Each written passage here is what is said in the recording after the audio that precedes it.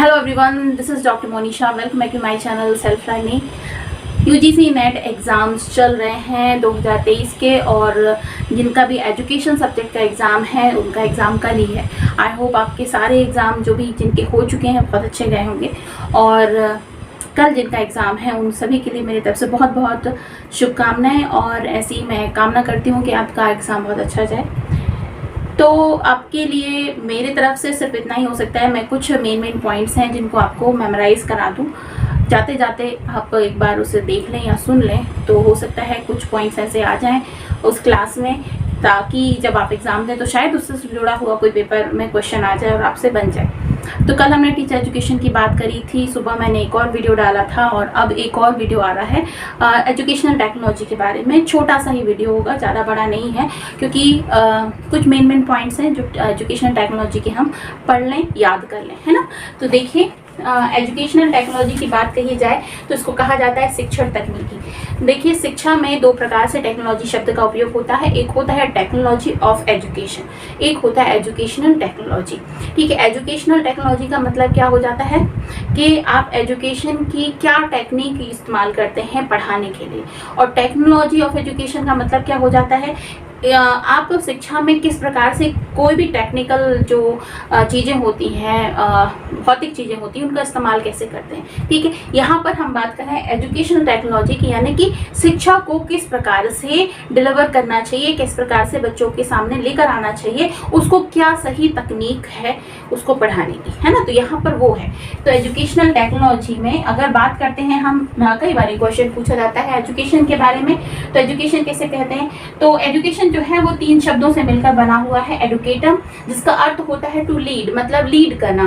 फिर आता है एडुकेयर, जिसका मतलब होता है लोगों को शिक्षित करना, टू एजुकेट, है ना, लोगों को पढ़ाना, समझाना। और फिर होता है एडुसियर, जिसका मतलब होता है टू ब्रिंग आउट, मतलब जो कुछ भी बच्चे के अंदर है ना उसको बाहर लेकर आना। टू ब्रिंग आउट मतलब उसको समझा दो। शिक्षा की एक परिभाषा ये भी दी गई है कि शिक्षा किसी ऐसी चीज का नाम नहीं है या ऐसी प्रोसेस का नाम नहीं है जिसमें आप बाहर से कोई ज्ञान उन्हें सिखा दो, पढ़ा दो, समझा दो, याद करा दो, बल्कि शिक्षा किस चीज का नाम होता है कि आपके अंदर जो भी क्वालिटीज हैं लेकिन आप उनको नहीं जानते, आप उनसे अनभिज्ञ, तो उनको बाहर निकाल के लाया जा सके। तो एडुकेयर सियर का मतलब ये होता है टू ब्रिंग आउट, मतलब उसे बाहर निकाल के लाना। अब बात कर लेते हैं टेक्नोलॉजी की। तो टेक्नोलॉजी जो है वो एक ग्रीक शब्द टेक्निकोस से बना हुआ है, ग्रीक शब्द से बना हुआ है। कभी कभी ये भी प्रश्न पूछे जाते हैं कि कहाँ से बना हुआ है, तो ये किससे बना हुआ है, टेक्निको से, वैज्ञानिक ज्ञान का प्रयोग। ठीक है, इसका अर्थ होता है वैज्ञानिक ज्ञान का प्रयोग, टेक्नोलॉजी का। तो आपको बस ये याद रखना है कि ग्रीक वर्ड से बना हुआ है, टेक्निकोस वर्ड से बना हुआ है। अब ये देख लेते हैं हम टाइप कौन कौन से हैं। तो टीचिंग टेक्नोलॉजी मतलब शिक्षा तकनीकी के कितने प्रकार होते हैं। तो पहला प्रकार है क्या, टीचिंग टेक्नोलॉजी, जिसको शिक्षण तकनीकी कहा जाता है। मतलब कैसे पढ़ाना है इसका समझाना, कि आप बच्चे को रटाना नहीं चाहते हैं, आप उन्हें कोई भी इंफॉर्मेशन नहीं देना चाहते हैं, लेकिन उन्हें कैसे आप पढ़ाएं कि वो विषय को बहुत अच्छे से समझ लें, उसके बारीकियों को समझ लें और उसका अपने जीवन में उपयोग भी कर पाएं। तो वो किस तकनीकी से आपको पढ़ाना चाहिए, तो वो पढ़ते हैं किसमें, शिक्षा तकनीकी, यानी जिसको कहा जाता है टीचिंग टेक्नोलॉजी। ठीक है, और इसके बारे में हर्बर्ट जो है वो इसके मेन प्रवर्तक रहे हैं। हर्बर्ट की पंचपदी भी कहा जाता है, जिसमें उन्होंने ये बताया है कि किस प्रकार से आपको 5 स्टेप बताए हैं पढ़ाने के। हर्बर्ट हो गए, आई के डेविस हो गए, ब्रूनर हो गए, हास्क, गेज, मॉरिसन। ये नाम आपको थोड़ा याद रखना चाहिए, हो सकता है इनसे संबंधित भी प्रश्न पूछे जा सकते हैं। Herbert, I K Davis, Bruner, Hask, Gage and Morrison. अब इसके बाद में जो दूसरे नंबर की है इंस्ट्रक्शनल टेक्नोलॉजी। इंस्ट्रक्शनल टेक्नोलॉजी का मतलब क्या होता है, अनुदेशन। ठीक है, ये बात आपको ध्यान में रखना है कि दूसरे नंबर की टेक्नोलॉजी क्या है, अनुदेशन। अनुदेशन का मतलब क्या, इंस्ट्रक्शन। देखिए, एक प्रकार का शिक्षण क्या होता है कि आपने विषय से संबंधित सभी ज्ञान जो है वो बच्चों को दे दिया। दूसरा क्या है, आप इस तरह से पढ़ा रहे हैं कि आप उन्हें कुछ डायरेक्टली नहीं सिखा रहे, केवल क्या कर रहे हैं, इंस्ट्रक्शंस दे रहे हैं। तो वहां पर क्या हो जाती है, इंस्ट्रक्शनल टेक्नोलॉजी, जिसको कहा जाता है अनुदेशन तकनीक। शिक्षा का एक ये भी प्रकार होता है। इसके बारे में ज्यादा किसने बात करी? स्किनर ने, बीएफ स्किनर।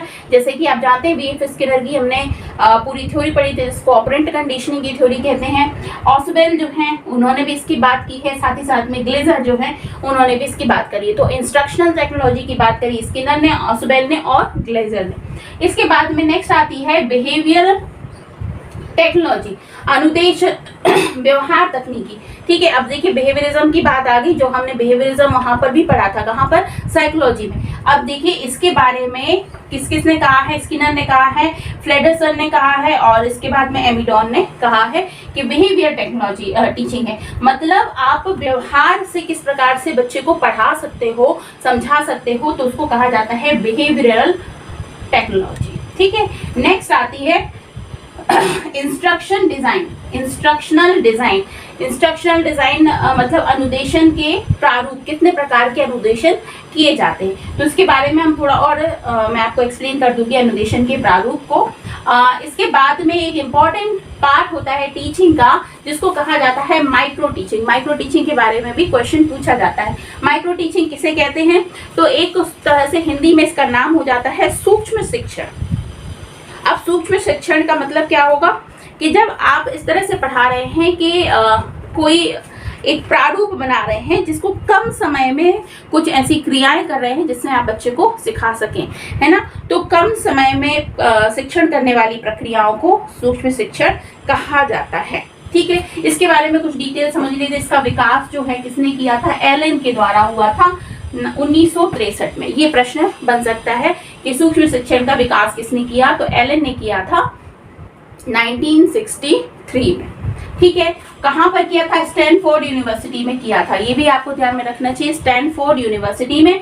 अब इसके जो मॉडल्स हैं कितने होते हैं, कितने चरण होते हैं? तो सबसे पहले शिक्षण चरण होता है 5 मिनट का, फिर मूल्यांकन चरण होता है 10 मिनट का, पुनः पाठ का निर्माण करना 15 मिनट का, फिर पुनः शिक्षण चरण 5 मिनट का और पुनः मूल्यांकन 10 मिनट का। ऐसा टोटल 45 मिनट की एक लेसन की पूरी प्रविधि बनाई जाती है। ठीक है, अब थोड़ा सा इसको समझ लीजिए। शिक्षण चरण मतलब जैसे आप पढ़ाने जा रहे हैं, तो पहली बात तो क्या होगी, आप कुछ सिखाएंगे, कुछ पढ़ाएंगे, उसके बाद में आप उसका मूल्यांकन करेंगे कि जो कुछ भी आपने पढ़ाया है वो बच्चों को समझ में आया है नहीं, उनसे क्रॉस क्वेश्चन करेंगे। उसके बाद पुनः पढ़ाएंगे, फिर से आप पाठ को अपना एक्सप्लेन करेंगे, फिर उसके बाद में पुनः शिक्षण करेंगे, पुनः पाठ का निर्माण करेंगे, फिर पुनः शिक्षण करेंगे और फिर उसके बाद फिर से मूल्यांकन करेंगे। तो ये इस तरह की प्रविधि कहलाती है और इसे कहा जाता है क्या?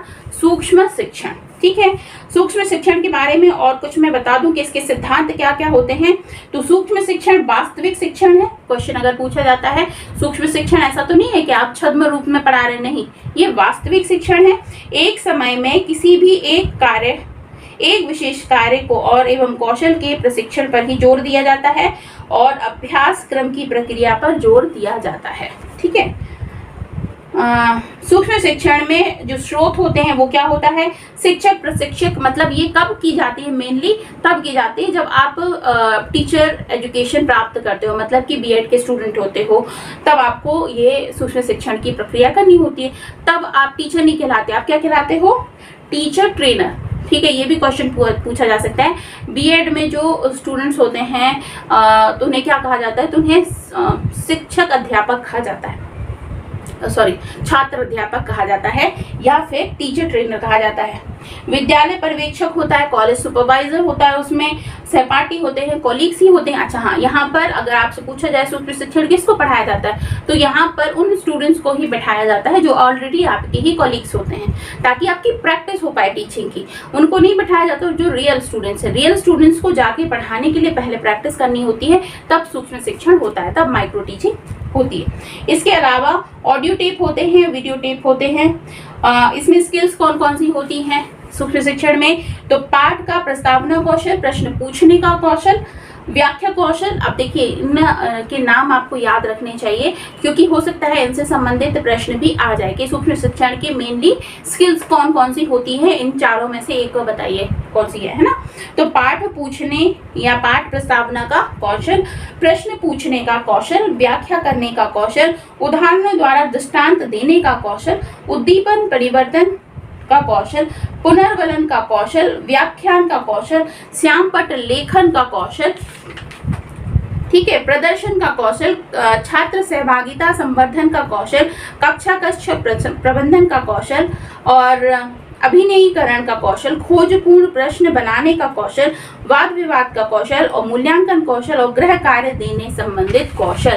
तो ये सारी चीजें ही सिखाने के लिए क्या होता है, सूक्ष्म शिक्षण कराया जाता है। एक बहुत ही इंपॉर्टेंट मेथड हो जाती है सूक्ष्म शिक्षण की, ठीक है। इसके बाद इसमें कम्युनिकेशन वाला पोर्शन भी आता है टेक्नोलॉजी में। तो कम्युनिकेशन को हमने बहुत अच्छा पढ़ा था कम्युनिकेशन वाले चैप्टर में, तो उस चीज को मैं रिवाइज नहीं करवा रही हूँ, उसके बारे में तो आप अच्छे से समझते हैं, ठीक है। तो ये शिक्षण तकनीकी के में मेन जो पॉइंट्स थे वो मैंने आपको इस वीडियो में बात करते हैं करिकुलम स्टडी की। तो चलिए, करिकुलम स्टडी में इम्पॉर्टेंट आपका टॉपिक है, इम्पॉर्टेंट यूनिट है करिकुलम की, तो इसके बारे में पढ़ लेते हैं, समझ लेते हैं क्या है।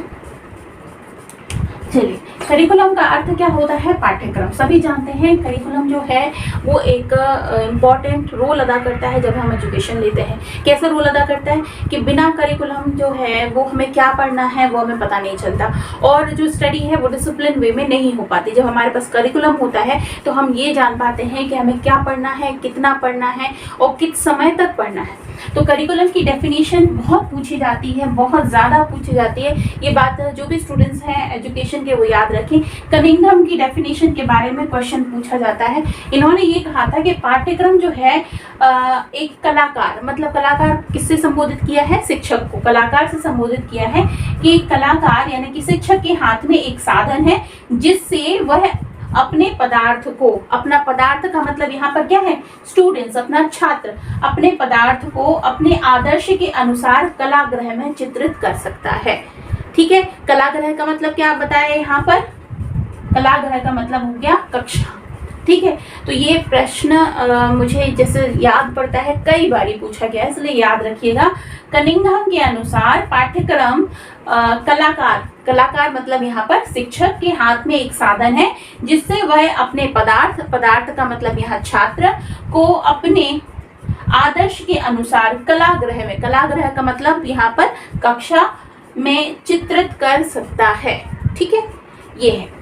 चलिए, अब यहाँ पर बात कर लेते हैं करिकुलम जो शब्द है इसका मतलब क्या है। तो पाठ्यक्रम शब्द होता है, करिकुलम भाषा इंग्लिश भाषा का शब्द है, लेकिन इसको लिया कहाँ से गया है, यहाँ पर लैटिन भाषा का एक शब्द है जिसका मतलब होता है रेस कोर्स, उससे लिया गया है। करिकुलम जो है वो लैटिन भाषा में एक शब्द होता है करिकुलम, इसका अर्थ होता है रेस कोर्स, जिसका मतलब होता है घुड़दौड़ का मैदान, उससे लिया गया है, ठीक है। अब इसका अर्थ क्या है, निश्चित स्थल जहां दौड़कर लक्ष्य की प्राप्ति की जा सकती है।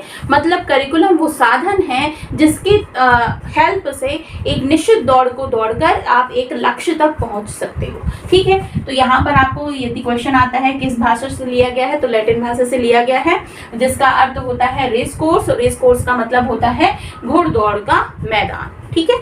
नेक्स्ट बात कर लेते हैं, करिकुलम जो है इसको लिया गया है रेस कोर्स से। इसके दो पार्ट होते हैं, एक रेस और दूसरा होता है कोर्स। रेस का मतलब होता है स्टूडेंट्स एक्सपीरियंस और कोर्स का मतलब होता है करिकुलम एंड एक्टिविटी, ठीक है। यहाँ पर यदि इस तरह से भी प्रश्न पूछा जाता है कि इसमें रेस कोर्स में और जो ऑब्जेक्ट हैं उनका नाम क्या है, तो आप बता सकते हैं। नेक्स्ट बात कर लेते हैं कंपोनेंट्स की।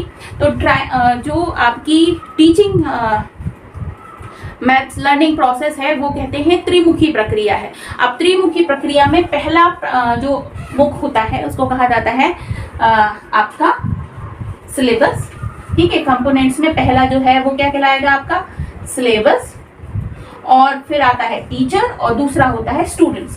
तो सिलेबस जो है वो क्या है, एक तरह से इंपॉर्टेंट, सिलेबस नहीं होगा यहाँ पर, करिकुलम होगा, सॉरी,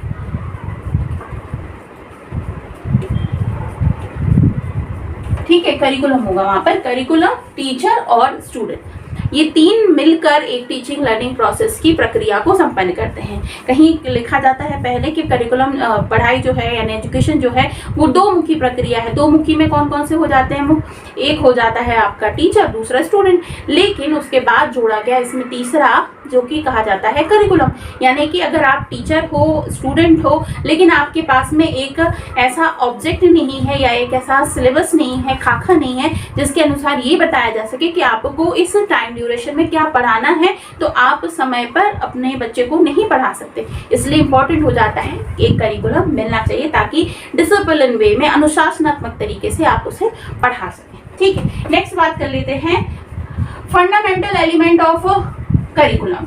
करिकुलम के जो फंडामेंटल एलिमेंट्स हैं, मतलब बेसिक एलिमेंट्स हैं, वो क्या क्या हैं? तो देखिए, फर्स्ट तो बात कर लेते हैं ऑब्जेक्टिव्स। सबसे इंपॉर्टेंट हो जाता है ऑब्जेक्टिव्स।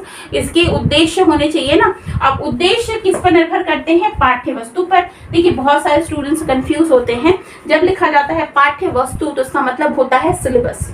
पाठ्य वस्तु और उसका मतलब क्या हो जाएगा? सिलेबस। और फिर होता है दूसरा पाठ्यक्रम, और फिर होता है शिक्षण विधि। ये तीन मिलकर ही क्या बनाते हैं? ऑब्जेक्टिव्स बनाते हैं किसी भी शिक्षण के।